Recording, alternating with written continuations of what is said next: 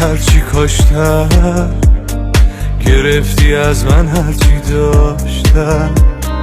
دردی که بعد تو بزرگ شد، من اسمشو گندم گذاشتم. گندم که بیدونه نمیشه، پرنده بیلونه نمیشه. وقتی که قلبش جلد میشه، هیچ جا براش خونه نمیشه. من این دردو از هر طرف خوندمش درد شد. به کوچه گفتم درختاش همه زرد شد.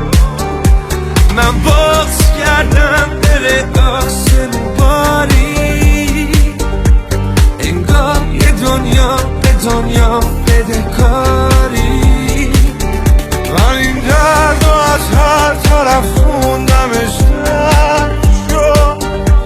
به کوچه گفتم درختاش همه زرد شد. من بغض کردم دل آسمون باری، انگار یه دنیا به دنیا بدهکاری.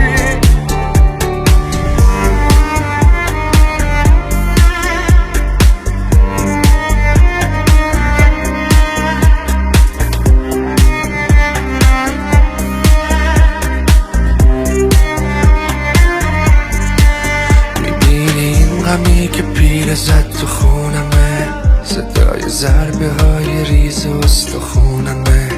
برای این غمای کون من جفونم، حیف اینی که داره میره ساده آره جونمه. این روز خنده هامم خنده داره سرده، تموم فصل و من خزون و برگ و زرده. این استوبار قلب و تیکه پاره میکنه، دلم تو کوچه مثل قلب دور گرده. من این دردو از هر طرف خوندمش درد شد. به کوچه گفتم درختاش همه زرد شد. من بغض کردم دل آسمون باری، انگار یه دنیا به دنیا بدهکاری.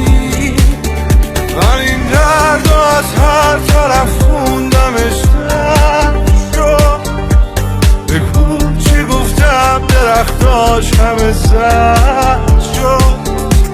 من بغض کردم دل آسمون باری، انگار یه دنیا به دنیا بدهکاری.